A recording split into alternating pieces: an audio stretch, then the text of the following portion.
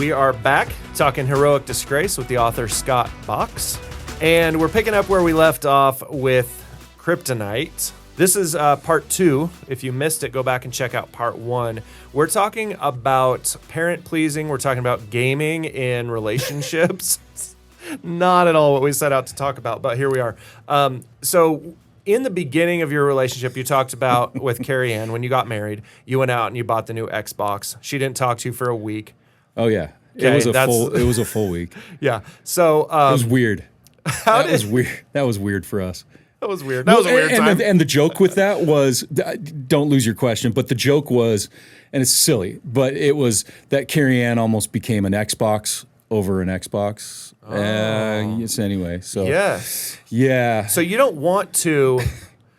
Yeah, you don't ever want to alienate your wife based on decisions you're making. Yeah, so. Or in front of a friend, like I did. Well, yeah, and he had a lot to do with this. He got y'all fired up, pulled the string, let you go, and off you went. Got the Xbox. There goes Scott. And he's just at home like, hope I didn't wreck the marriage. I guess. We're still good friends. Good. Okay. So things are good. friends. He's married still. I hope everything's good with him. Excuse me. Good. Yeah. So good decisions. He's good. He is. Good decisions as far as Kryptonite. So the Kryptonite in this situation was that you did not think about how to please your wife first in this situation, because at this point of your life, newly married, you still were a little bit more focused on pleasing your parents, your dad especially, and not as focused on pleasing your wife. Can you break that down a little? Well, you say it really, really well. I mean, that's the gist of it. I had not made the transition in my mind to pleasing, if you will, or being a united front, if you will, with my wife, and making even decisions together. And at that point in time, the Xbox, I think, was $500, or it was $300 to $500. We were newly married. We did not have that money, and yet I felt like it was my right. And did you lose all financial decisions? Oh after well, this? eventually. Excuse me. Eventually, I did, but for different reasons. But for different reasons. Okay. Well, this has to be part of it. I mean, you built a foundation. And we're now building into the reasons why Scott does not handle finances. Nice, great, okay. But so I would just say that you're right. The desire that I had to please my dad did not or had not transferred to my willingness or desire to make decisions together with Carrie Ann. Nice. Okay, so the Kryptonite we're going to talk about here is parent pleasing. And it is a thing that it's not talked about. It's not a said thing. You don't sit down with your mom and dad and say, hey, I'm trying to make you happy. And they say, well, you better. And then you leave like, oh my gosh, I have to do this every day. How do I do it? It's not a talked about thing, okay? So if this is a new idea to you, you need to get an understanding of, are you making decisions in your life to please your parents? Now, I know you and I have talked about this plenty off air. We've talked about this enough. I understand how you had focused on pleasing your dad before he passed away. And that was a kryptonite in your life. Mm-hmm. Can you dive into that a little more about how that affected your mental health? So Dad had this amazing way of, I'm very fortunate to have had a dad who spoke life into my life with phrases such as, Scott, you're going to be an amazing man someday. I realize how absurdly wonderful that is in a culture that so many men don't do that for their children or have received it from their fathers. But my problem was, and I'll try to make this connection as easily as I can. My problem was I believed Dad. Like, I'm going to be an amazing man someday.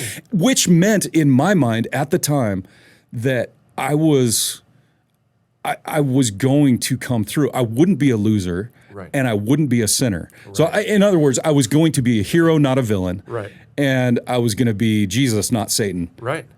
Right. They were the extremes. Right. It was boom, boom, and of course, once I started to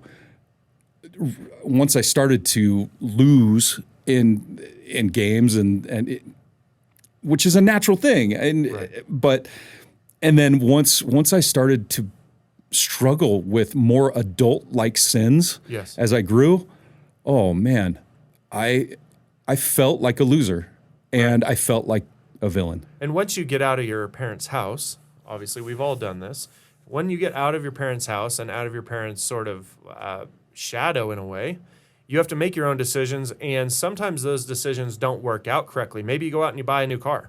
Okay, maybe you go out and you're like, hey, I bought a new car, right on, and you're just so excited about it, and you show your dad, and your dad's like, oh, that's cool. So how much was this? And you tell him, and he goes, how are you going to make that payment? And you go, oh, yeah, no, I got this. I got it. No big deal. And then you realize, oh, no, I probably should have had some better counsel on this, because that's a big decision. Right. And so that could seem like a fail, and that all of a sudden can put more anxiety into your life. Well, Carrie Ann, that's a good tie-in with Carrie Ann and myself, because we were young in our marriage. We hadn't figured out all the communication stuff. And in that example right there, that's essentially what I did with Carrie Ann. Was I went out and I bought the car. It just happened to be an Xbox. Right. And I get home, and instead of talking about it, we had she had effectively said, you buy that thing, don't come home. But that's where your TV was, so you had to come home. Right? Good job. When you got home, did you just rush over, unbox it, so geeked, plug it all in? Meanwhile, she's standing there like, why are you here? And what's so sad about that is what's so sad about that whole situation, even looking back, is I love sharing those moments with people. Right. And it was out of character for me to do that. Really, but I think I was just exerting some type of authority. I'm the man of the house, whatever it was. That's a whole other episode, because that can also be the kryptonite that maybe some men struggle with. A lot of men struggle with that. Like, I am the man of the house now, right? Like, I can do this. I can make my own decisions. But the problem for me was that I didn't get to share that moment with Carrie. Right. Like, she could give a rip about video games and Halo, know. But at the same time, she should be given the opportunity at least to enjoy that at the right time, and I chose the wrong time. Right. And it was just a situation where you weren't looking out for her.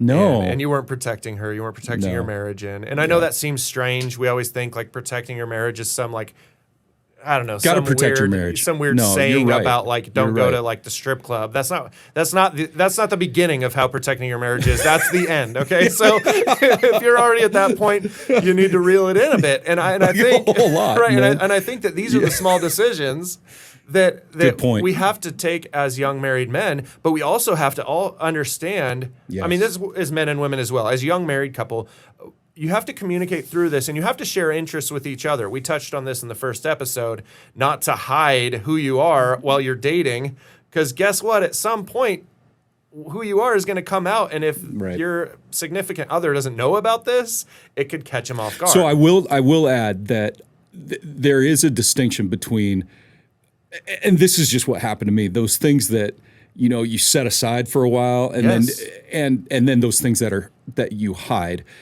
So maybe not hide. You had different interests at the time. You were involved in different things. Well, and that's my point. Right. There is a distinction between those things that I had been involved in, such as school and just making sure that, and then those things that you would hide that are shameful, like an addiction of some type. Absolutely. And in this particular case, that wasn't an addiction. It was just a thing that. A hobby. I stepped in it, man, though. Well, now, I mean, this can work in any way. This can be like, hey, there's a brand new fishing pole out. Oh, I didn't know you fished. Oh, yeah, I'm going to go out and grab this new $500 fishing pole. What? I don't know if that's cheap or expensive. I don't know about fishing. But either way, like, let's just say, and the wife's not involved in that decision with you. Instead, maybe you could have gone shopping together, made it into an experience like, hey, check this out. Oh, I've really been wanting one of these. Now, I know from a man's perspective, if I was with my wife and we were out shopping and hanging out together, and she saw a purse, let's say, or shoes, and she just said, I love these. I really want them. I'd be like, let's make it happen. Let's do that. Because I want her to have those things that make her happy in life. And I know they're just things, but that's important and fun. So we have to tie this back into the time when we made decisions based on our parents' approval. Now we have to make them based on our wife's approval or significant other's approval. Can this be a trigger, this people-pleasing / what we're calling your kryptonite, which is parent-pleasing? How can we kind of tie that in as the kryptonite? Well, I know that the entire basis of my fear and the chaos in my life, but probably both before and after this situation, really did stem from a misunderstanding of my kryptonite, of who I was trying to please. You know, it's. I don't even think it's super healthy to have my wife as the primary person that I'm supposed to please anyway. Absolutely. I think that's really, really important. You serve her, but you're not always trying to please her. That'd be weird. Clearly, Right. I need to be pleasing and being obedient to God the Father. God's Absolutely. ways. So, which then trickles down into every relationship in our lives. correct. And so that connection is, I'm not sure if I'm answering your question. My question was properly, completely clunky, but my question is that how do we take doing something together with our wives and making that into a better situation than you did? You ran off on your own, spent money you didn't have, okay? And how you would have pleased your parents in that same sort of a way. You were with them in that life, in that time, and you would please them. How, when you moved into your relationship with your wife? Let me go with that. I got you. I can take it from this angle. The fear and chaos were a very real situation with Carrie Ann, whereas they wouldn't have been with my parents. I would have, the fear of displeasing my parents would have stopped me in my tracks from going and buying that thing, and the ensuing chaos that would come. Right. Or in our minds, of the course. ensuing chaos. Yeah. And in my mind, that hadn't transitioned to Carrie Ann in any healthy way. Clearly, that was an unhealthy thing. Right. And the fear potentially that I had of not being the authority, the man in the house, was then, and the feeling of potential chaos if I didn't grab that control right now. Right. That was what was happening in that moment. This is a whole new episode right here. I mean, it really can be. Because fear and chaos obviously are things of Satan. They're things of the evil one. And they're not anything that God wants, because he wants us ultimately to have faith in him. Okay? And that he will guide us in our decisions if we're actually chasing him with our whole hearts. In this situation, obviously, and I can only speak from my own perspective and what you've shared with me, is that the pleasing of the parents seems more long-lasting than the pleasing of the wife. You figured, Carrie Ann will get over it. That's okay. My wife, anything that I've made a bad decision, I've upset her, we've had an argument, whatever it is, I just figure at some point she's going to forgive me. We're going to move on. We're going to get past this. We're going to communicate better, and I'm going to handle this situation different next time. With my parents, on the other hand, okay, I am not in their presence every day. I'm not around them all the time. So if I make a big decision like, hey, I'm going to, move to Texas, right? Then how they respond to that is an expectation, in a way, put on my decisions, okay? So what we need to understand is that we cannot live in fear of other people's expectations on our lives. Not our parents, not our wives. We have to live in God's will, in making good decisions based on his will every day in our lives. Yeah. Now, if we're doing that, people who are believers, as our parents are, people as our wives who are believers, they will see that, hey, you know what? God is doing something in your life. Can I be part of that with you? And I think that makes a healthier situation than just, I'm just going out and doing this. Do you have any final thoughts on that? Sorry. No, man, that's not a sorry. I really appreciate your willingness to dive into this. And yes, I do have some final thought, or a final thought, in regard to, I do believe that ultimately it's critical that we as parents speak life into our children. Amen. 100. And to our significant others. Absolutely. You know, how critical is it to say you're amazing and who you're going to become is spectacular. And the sky's the limit. Whatever. No expectations, though. It's like loaning somebody money. Oh, here we go. Or not loaning. Let me rephrase that. Giving somebody money. There you go. Without expectation. Right. It's that thing, somebody's in trouble, you give it to them without, and if they go buy cigarettes and alcohol with it, it's on them. Yeah, which is why you want to be smart with who you give your money to. Right. But if you get the point. Yep. At the end of the day, it's our job.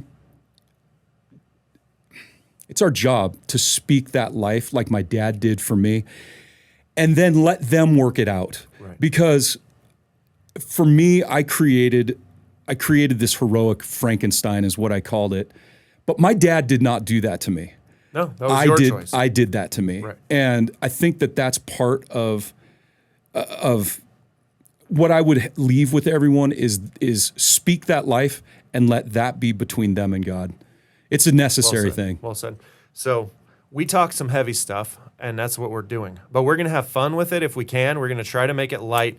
But some of this stuff is just hard to get through and process, but it's very, very important to your mental health, to your relationship health, and relationship health is everything. I mean, that's everything. We have a relationship or build a relationship with everyone. Yeah. Our parents, our kids, they're the only wives, things that everything. we take to eternity with us, relationships. Right, and I think this is good that we talk through this. It is going to be tough at times. There's not solid answers to all this, but we do need to understand. We need to understand what's affecting our mental health. Okay, so this can be a trigger. Kryptonite, Heroic Disgrace. Okay, connect with us. HeroicDisgrace.com. WorshipHero.com. Obviously, you can get the book on Amazon, Heroic Disgrace, Scott Box. We're just going to do it again. We're just going to keep doing this. And I think every episode we're going to talk deeper and jump into some other topics that are really going to help you guys and us work through life. Thanks, Clint. You're welcome. See you guys later.